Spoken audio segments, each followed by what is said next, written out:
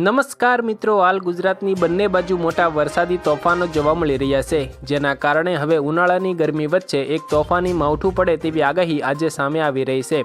ગુજરાતના ખેડૂતોને 2 થી 3 દિવસ પહેલા પડેલા માવઠાથી ભારે નુકસાન ગયું હતું। હાલ મિત્રો પશ્ચિમ બાજુ સક્રિય થયેલું વાવાઝોડું ગુજરાતથી માત્ર 200 કિલોમીટર દૂર છે।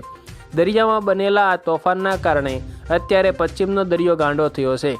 ઊંચા ઊંચા મોજા ઉછળી રહ્યા છે અને નજીકના ગામો સુધી પાણી પહોંચી ગયા છે।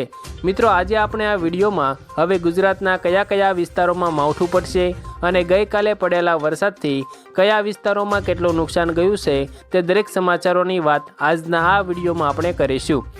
વિડીયો શરૂ કરીએ એ પહેલાં જો તમે દરરોજના આવા તાજા હવામાન સમાચારોની સૌપ્રથમ માહિતી મેળવવા માંગો છો તો અમારી આ હવામાન ખાતાની યુટ્યુબ ચેનલને સબસ્ક્રાઈબ જરૂરથી કરી દેજો અને જો તમને આ વિડીયો પસંદ આવે તો વિડીયોને એક લાઈક તમારી જરૂરથી કરી દેજો। અત્યારે મિત્રો દક્ષિણના દરિયા કિનારે ભારે તોફાન જોવા મળી રહ્યું છે, જેના કારણે હવે દક્ષિણ બાજુથી માવઠું શરૂ થશે। અત્યારે વેરાવળ આસપાસના વિસ્તારોમાં ભારે તોફાની પવન જોવા મળી રહ્યો છે, જેના કારણે લોકોના ખેતરના પાકોને નુકસાન થઈ રહ્યું છે। હવે આવનારા 2 દિવસ સુધી સૌરાષ્ટ્રના 9 જિલ્લામાં ભારે વરસાદ પડવાની આગાહી સામે આવી છે। મિત્રો, આવનારા 2 દિવસ સુધી પવન ભૂકા બોલાવશે અને તેની સાથે હળવું માવઠું પડશે।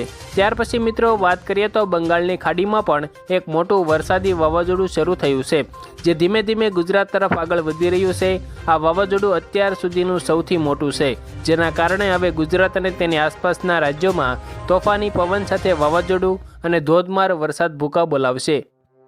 મિત્રો, ત્યાર પછી વાત કરીએ તો હવે ગુજરાતમાં મોટું માવઠું પડવાનું છે, એટલે ગુજરાતના તમામ ખેડૂતો અને તમામ લોકો બહાર નીકળતા પહેલાં સાવધાન રહેજો અને અમારા હવામાન સમાચાર જોતા રહેજો, જેથી નવી આગાહી અને નવી અપડેટ એટલે કે નવી સૂચના તમારા સુધી પહોંચી શકે। અત્યારે મિત્રો દક્ષિણ બાજુ દરિયા કિનારે ભારે તોફાન અને કરા સાથે વરસાદ પડી રહ્યો છે, જે ધીમે ધીમે આગળ આવીને ગુજરાત સાથે ટકરાઈ શકે છે। આજે મિત્રો હવામાન વિભાગે આગાહી કરતાં જણાવ્યું છે કે ગુજરાતના દક્ષિણ બાજુના દરિયાકાંઠે આવેલા તમામ જિલ્લામાં હવે વરસાદનું સંકટ જોવા મળી રહ્યું છે, કારણ કે હાલ મિત્રો ગુજરાતની બાજુમાં 2 મોટા વરસાદી તોફાનો આવી રહ્યા છે, જેની સૌપ્રથમ અસર દક્ષિણના દરિયાકાંઠે થવાની છે। હવામાન વિભાગની આગાહી મુજબ આશરે 5 થી 6 ઇંચ સુધીનો વરસાદ અને પવન આશરે 100 કિલોમીટર પ્રતિ કલાકની ઝડપે ફૂંકાઈ શકે છે। અત્યારે મિત્રો જો તમને વાત કરું તો હાલ અમદાવાદ જેવા મોટા શહેરોમાં 37 ડિગ્રી તાપમાન જોવા મળી રહ્યું છે, જ્યારે સમગ્ર ગુજરાતની વાત કરવામાં આવે તો આશરે 35 ડિગ્રી તાપમાન જોવા મળી રહ્યું છે। મિત્રો, આટલા ઊંચા તાપમાન અને ભારે ગરમી વચ્ચે હવે વરસાદી તોફાન આવવાનું છે, જેના કારણે હવે રોગચાળો વધવાનો છે, એટલે દરેક લોકોને સાવધાન રહેવું ખૂબ જરૂરી છે। મિત્રો, ત્યાર પછીના હવામાન સમાચાર અંગે જો વાત કરવામાં આવે તો ગુજરાત રાજ્યમાં ફરી એકવાર કમોસમી વરસાદ એટલે કે માવઠાનું સંકટ ઊભું થવાની આગાહી હવામાન વિભાગ દ્વારા કરવામાં આવી છે। હવામાન વિભાગ દ્વારા કરવામાં આવેલી આગાહી અનુસાર આગામી 29 અને 30 માર્ચ દરમિયાન રાજ્યના કેટલાક વિસ્તારોમાં માવઠું પડી શકે છે। હવામાન વિભાગના જણાવ્યા અનુસાર વેસ્ટર્ન ડિસ્ટર્બન્સની અસરને કારણે વાતાવરણમાં એકાએક બદલાવ જોવા મળી રહ્યો છે। ત્યાર પછી મિત્રો વાત કરીએ તો આગામી 29 માર્ચના રોજ ખાસ કરીને ઉત્તર ગુજરાતના બનાસકાંઠા અને કચ્છ જિલ્લાના કેટલાક વિસ્તારોમાં કમોસમી વરસાદ માવઠું પડે તેવી આગાહી કરવામાં આવી છે। સાથે મિત્રો દરિયાકાંઠાના વિસ્તારોમાં રહેનારા માછીમારોને તે દિવસે એટલે કે 29 માર્ચના રોજ દરિયો ન ખેડવાની સૂચના પણ આપવામાં આવી છે। હવામાન વિભાગે કરેલી આગાહી મુજબ આગામી 30 માર્ચના રોજ કચ્છ, બનાસકાંઠા, પાટણ, સાબરકાંઠા, અરવલ્લી, મહીસાગર અને દાહોદ જિલ્લામાં કમોસમી વરસાદની શક્યતા રહેશે।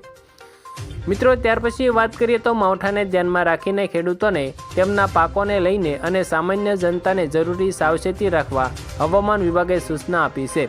બીજી તરફ આગામી 28 માર્ચ સુધી રાજ્યમાં ગરમીનું પ્રમાણ યથાવત રહેશે।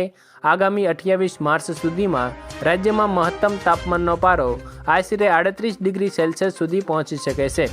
ગરમીનું પ્રમાણ વધવા માટે ગુજરાતમાં ફૂંકાતા પવનની દિશામાં ફેરફાર થવાને કારણે ગરમ અને સૂકા પવન ગરમીનો વધારે અહેસાસ કરાવી રહ્યો છે।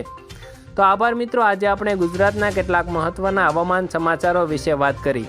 જો તમને આ વિડીયો પસંદ આવ્યો હોય તો વિડીયોને લાઇક, ચેનલમાં નવા છો તો ચેનલને સબસ્ક્રાઈબ અને તમારા અન્ય મિત્રો સુધી આ વિડીયોને શેર જરૂરથી કરી દેજો, જેથી તેમને પણ આજના તાજા નવા હવામાન સમાચાર અને આજે સામે આવેલી નવી આગાહી અંગેની માહિતી તેમને પણ મળી શકે।